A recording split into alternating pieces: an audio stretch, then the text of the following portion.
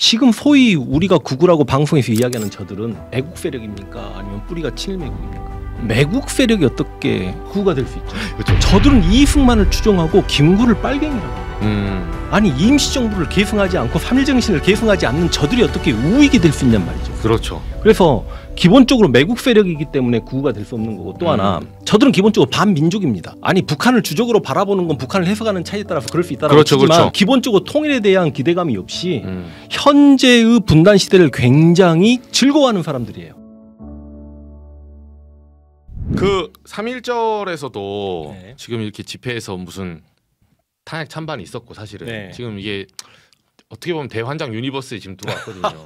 대원장님 네, 정말 말도 안 되는 짓을 하고 있잖아요. 네. 근데 어떻게 보십니까? 국민의힘 현역 의원들이 헌재를 쳐부수자 이런 얘기까지 했거든요.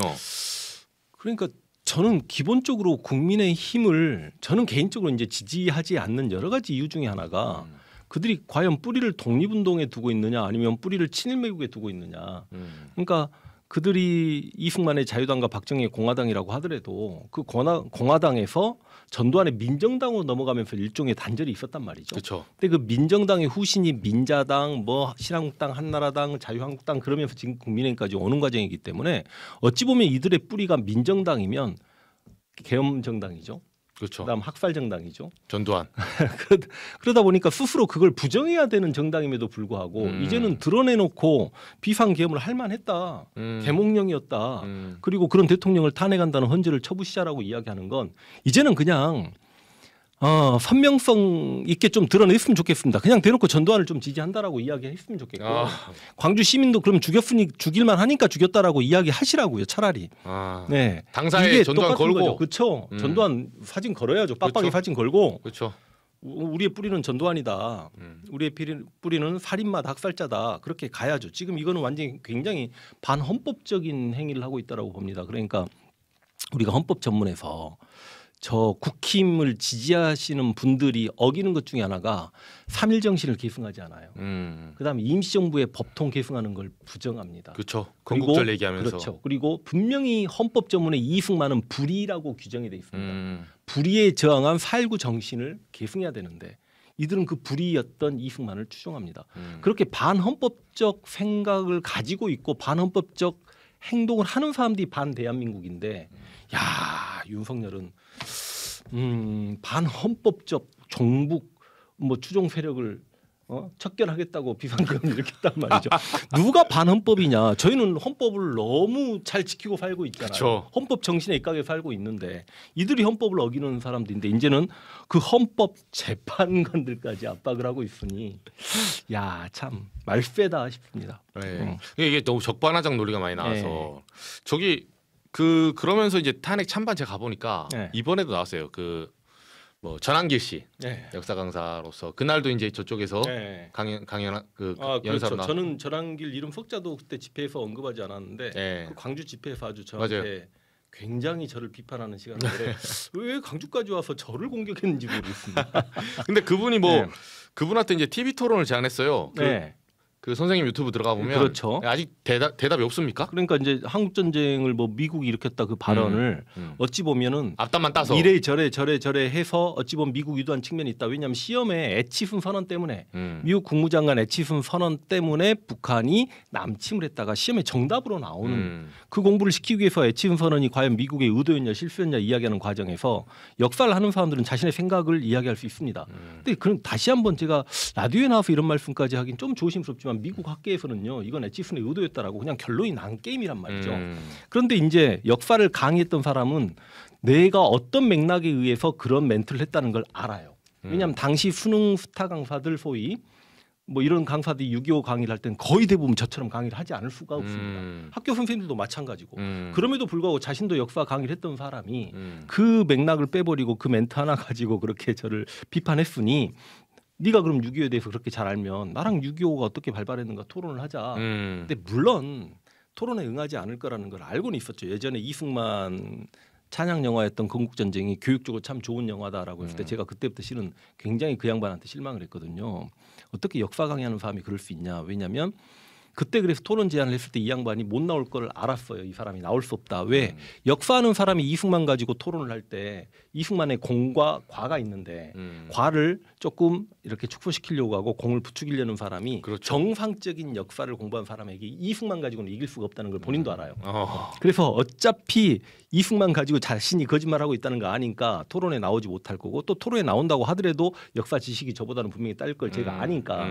근데 이거는 자신 있지 않냐? 한번 해보자 6.25 관련해서 보수들이 알고 있는 6.25와 내가 진짜 가슴 아프게 알고 있는 6.25 생각을 해보자. 우리 한국인이다. 한강 작가가 뭐라고 이야기했냐면 뉴욕타임즈랑 이런 인터뷰를 했습니다. 미국인이 전쟁을 이야기할 때마다 한국인은 몸서리친다. 그렇죠. 그만큼 한국 전쟁을 들여다보면 한국인으로서 가슴 아픈 장면들이 있단 말이죠. 그런 부분에 대해서 왜 감추려고만 하느냐. 그래서 토론을 제안했지만 역시 뭐 런 길 했죠. 네. 그래서 계속 뒤에서만 외치고 있더라고요. 본인 뭐 개몽령 말하고 네. 이분은. 그래서 제가 이제 광화문 집회도 이야기하고 다른 실은 방송국에서도 굉장히 많이 뉴스에서도 좀 나오라고 했는데 제가 안 나갔던 이유가 뭐냐면 나는 역사를 강요하는 사람으로 자부심을 가졌던 사람인데 이렇게 내가 행보를 하게 되면 전한길과 반대편에서 가지고 정치적 행보를 하는 그런 모양새로 비춰지는 게 너무 싫고 그 전한길과 지금도 제가 이야기를 하고 있으면서도 마음이 편치 않아요. 그 사람하고 저를 이렇게 비교하는 것 자체가 언짢습니다. 맞아요. 예. 여기까지 하겠습니다. 네, 제가 처리할게요. 부정선거. 예, 아이고 고맙습니다. 그 부정선거 기본도 안 돼 있더라고요. 예. 수개표 하자 해서 제가 수개표 지금 하고 있는데요. 약간 이런 ABC가 안 돼 있는 사람이라서. 예. 근데 요걸로 바로 들어가 볼게요. 그날 제가 굉장히 인상 깊게 선생님 강연 들으면서도 네. 그 광주에서 네. 매국 좀비. 예. 예, 이게 뭐 극우란 표현도 너무 아깝다. 네. 이런 표현 하셨어요. 네. 아직도 시청자들이나 이런 분들이 모르는 분들도 있거든요. 네. 근데 극우라 하면 보통 이제 사전적 정의는 네. 보통 우리가 뭐 일본의 극우파, 네. 소위 말해서 자민당 세력들 있잖아요. 네. 그러니까 어떻게 보면 전범, 제국주의자 네. 뭐 이런 이미지잖아요. 그 독일, 유럽의 극우파들 네. 전쟁 일으키고 나치즘 네. 뭐 이런 네. 건데 좀 어떻습니까? 왜 극우란 말도 아깝나요? 그러니까 지금 요즘에 보통 극우들의 난동이라는 표현을 많이 하는데 일반적으로 다른 나라에서도 극우들은 약간 좀 폭력성을 띠는 집단들을 보통 극우라고 그렇죠. 이야기하기도 합니다. 근데 우리 역사에서 이제 좌와 우를 나눴을 때 해방 정국을 보자면 완전 왼쪽에 박헌영이 있고 중간 정도 왼쪽에 여운형 선생님이 계셨다면 저는 선생님이라고 합니다. 존경할 만하니까. 네. 그리고 그냥 우파의 김규식이 스탠스하고 있고 중도 우파의 김규식이 스탠스 자리를 잡고 있다라면 우파의 김구가 있고 이제 이승만은 완전 오른쪽이죠. 그렇죠, 그렇죠. 소위 이제 이승만을 지지하는 세력을 우리가 완전 오른쪽에 있기 때문에 극우라고 이야기할 수 있는데 그런데 실제로 세계 어느 나라의 극우를 보더라도 그 극우들은 처절하게 자민족 중심주의 맞아요. 그리고 자기 국가 이익만을 절대시합니다. 게르만족. 예. 그런데다가 순혈주의, 인종주의까지 우리 인종이 최고야. 근데 우리 이제 아시아권 국가에서는 뭐 순혈주의, 인종주의까지는 뭐 물론 일본에서는 그런 게 있었지만 그렇죠.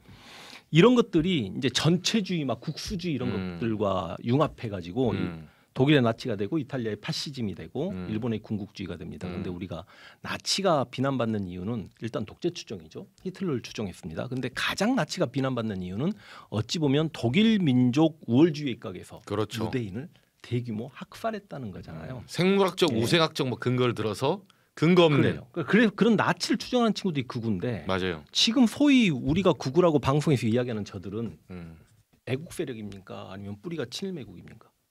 매국 세력이 어떻게 그렇죠. 극우가 될 수 있죠? 그렇죠. 저들은 이승만을 추종하고 김구를 빨갱이라고 이야기해요. 아니 임시정부를 계승하지 않고 삼일정신을 계승하지 않는 저들이 어떻게 우익이 될 수 있냔 말이죠. 그렇죠. 그래서 기본적으로 매국 세력이기 때문에 극우가 될 수 없는 거고 또 하나 저들은 기본적으로 반민족입니다. 아니 북한을 주적으로 바라보는 건 북한을 해석하는 차이에 따라서 그럴 수 있다라고 그렇죠, 치지만 그렇죠. 기본적으로 통일에 대한 기대감이 없이 현재의 분단 시대를 굉장히 즐거워하는 사람들이에요.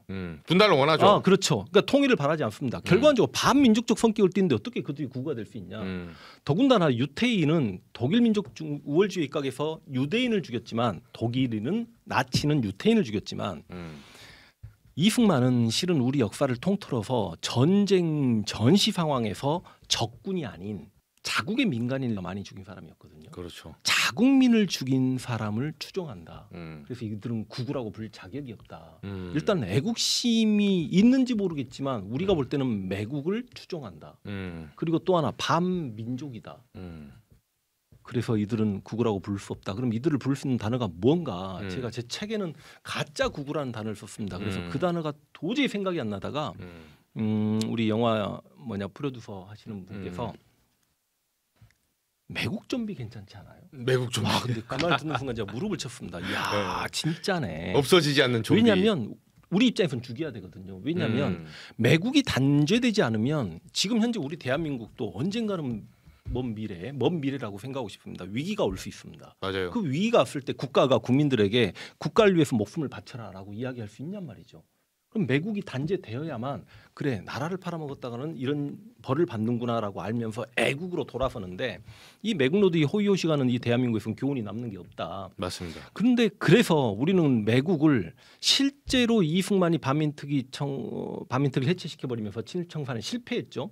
그러면서 친일 기득권 세력이 실은 정계, 재계, 학교, 언론, 군인, 예술, 문화, 경찰계 다 장악하고 왔지만 그래도 우리는 그들의 대한민국이라고 생각하지 않습니다. 왜냐하면 4.19로 5.18로 6월 민주항쟁으로 국민 중심의 국가로 만들었기 때문에 이 대한민국이 자랑스러운 거고 우리 대한민국인 거예요. 그런데 그럼에도 불구하고 그 매국 세력이 이렇게 살아오는데 역사로라도 응징해야 되고 이제는 그 매국의 시대에서 한참 80년 90년 떨어져 왔으니까 해방된 지 그렇게 시간이 됐으니까 더 이상 매국을 당연시하는 사람들이 없었으면 좋겠는데 지금도 그들이 이렇게 되살아난단 말이죠.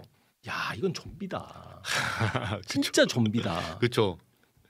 이게 글로벌에는 없는 용어죠. 그렇죠. 왜냐면 우리나라밖에 없는 세력이잖아요. 그러니까 소위 지금 우리나라에서 태극기와 성조기를 같이 들고 계시는 분들 중에 민주당을 지지하지 않고도 합리적인 보수가 꽤 있을 거라고 생각합니다.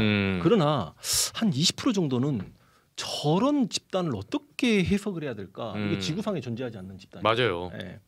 그러니까 근데 본인들은 모르죠. 저도 선생님 말씀 듣고 제가 깨달은 게 아니 그러니까 극우 세력이 옳다는 게 아니에요. 극우 세력이 옳다는 게 아니라 한마디로 존재한다는 거죠. 뭐 자국 게르만족이 최고야. 네. 일본인이 최고야. 네. 뭐가 최고야. 이렇게 유럽에도 있고 예를 들면 아프리카에도 있고 곳곳에 있어요. 맞아요. 혈기왕성한 남자면 예. 그리고 나라 사랑하는 마음이 들면 예. 구구적으로 변할 수 왜 있습니다. 이민족이 예. 들어와서 우리 예, 일자리 맞습니다. 뺐냐. 예. 이게 있을 수 있는데 이거는 정말 황당한 게 우리나라의 우리 민족 소위 말해서 나쁘지만 우리 민족이 최고고 일본, 미국, 뭐 중국 꺼져 이게 아니라 이거는 미국을 추종하고 일본을 추종하고 그렇죠. 식민지 근대화론을 옹호하고 네, 그리고 우리나라를 비하하고 네, 우리나라를 비하해. 자기는 뭐야? 그러면? 세종대왕조차 공격해요. 네, 이들은. 자기는 뭐냐고요? 그러니까요. 그러니까 이런 희한한 자신들의 뿌리를 공격하는 자학사관에 빠져 있는 구구는 존재할 수가 없는 거죠. 그래서 저는 진짜 네. 이 형용모습은 어떻게 설명해야 될지 너네는 진짜 극우란 말도 아깝다. 어떻게 표현하면 극우라도 해봐라 자식들아 좀 이렇게 외치고 싶더라고요. 그러니까 그 가짜 구구 아니라 진짜 구구라도 되어봐라 이렇게 외치고 싶다는 말씀이시죠. 그러죠. 동의합니다. 네. 네. 그러니까 진짜 극우에 와야 그나마 설득도 되는 거예요. 그렇죠, 그렇죠. 우리가 말하는 스펙트럼 안에 들어오니까 네. 이건 있을 수 없는 지금 집단이에요, 사실은. 그래서 그 성적이 갖고 나오는 것도 네. 일종의 그런 연장선상입니까? 일종의 미국 사대주의죠. 그러니까 우리가 역사에서도 공부를 하잖아요. 광해군이 명과 청나라 사이에서 중립외교를 했어요. 그렇죠. 그럼 우리는 어차피 미국과는 혈맹이 됐습니다. 그리고 뭐 싫든 좋든 간에 주한미군이 주둔하고 있어요. 그렇죠. 그럼 우리는 더군다나 지금 같은 민족이 분단에 처해 있기 때문에 중국과의 외교도 중요해요. 그래서 중국과 용중을 하자. 우리는 친밀을 하고 있으니까 이게 일종의 중립외교를 하자라는 이런 스탠스를 취하면 친중 종북 자빨이 되어버리는 나라잖아요. 그렇죠.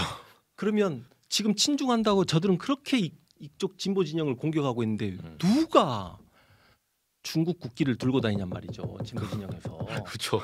할 말이 있냔 말이죠. 그렇죠. 그래서 제가 제 주변에는 종북 소리를 들을 만한 사람을 제가 거의 본 적이 없었고 누가 북한을 좋아합니까? 김일성을 찬양 고모하면 주변 사람이 친하다고 하더라도 거의 선절할 각이거든요. 그래서 그쵸. 종북도 보기가 어렵고 중국이 그만큼 우리에게 중요한 나라다라고 이야기하는 사람은 있었지만 진짜 마음속으로 중국에게 사대하는 사람은 요즘에 보기 힘들죠. 진보 진영에서.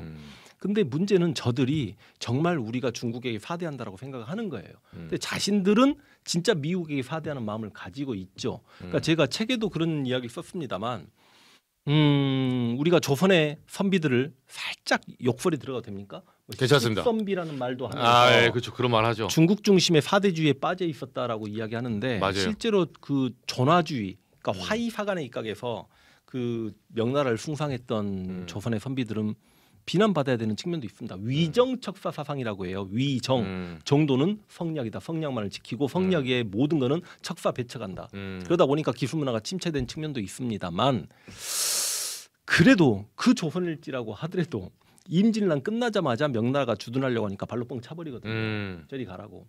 근데 그럼에도 불구하고 다른 나라 군대가 수십 년 동안 이렇게 주둔하고 있음에도 그 자주국방에 대한 마음조차 갖지 못하는 사람들은 분명히 마음속에 사대 의식이 있는 거다. 이게 정말 슬픈 이야기인데요. 그렇죠. 일본 아이들이 식민사관으로 우리에게 열등의식을 심어주기 위해서 정체성론이라는 걸 만들어냅니다. 우리 역사는 발전이 없었다. 고대 노예적 삶을 살고 있었는데 자신들이 우리를 식민 지배하면서 갑자기 근대로 점프시켰다. 그다음 타율성론이라는 걸 이야기하는데 너희 한국의 역사는 고대부터 근대에 이르기까지 섬과 대륙의 역사에 영향을 받았다. 그다음 근데 저는 그 두 가지는 전부 다 반박할 수 있습니다. 예를 들어서 정체성론 같은 경우는 백남훈이라는 역사학자가 웃기지 말아라. 뭐 이제 물론 유물사관을 대입하긴 했습니다만 우리 역사에 이렇게 중세가 있음을 밝혀냄으로 인해서 식민지 근대화론을 딱 이렇게 비판을 했고 그다음에 타율성론에 대해서도 충분히 이제 반박할 근거가 있습니다만 일본 아이들이 식민사관으로 우리에게 열등의식을 심어주려고 하는 것 중에 사대성론이 있거든요. 저는 그 사대성론 반박을 못 우리 해요. 큰 나라를 섬긴다. 예. 그럼 그 사대성은 과연 대한민국의 진보가 가지고 있는가 보수가 가지고 있는가 냉철하게 한번 생각해 보셔야 됩니다. 그래서 항상 저는 우리 역사에서 자주적인 사람들이 저는 지금까지 와서 소위 지금 분단 시대에 대한민국에서 진보 진영을 형성했다라고 생각을 하고 항상 기득권을 가지고 강한 나라에게 사대하려고 했던 세력이 지금 현재 대한민국에서 보수 집단이다라고 생각을 하거든요. 그래서 조선 시대의 사대성에 대해서 보수들은 비판할 자격이 없다. 그런 말씀을 드리겠습니다. 맞습니다. 너무 민감한 이야기 많이 하나요? 괜찮습니다.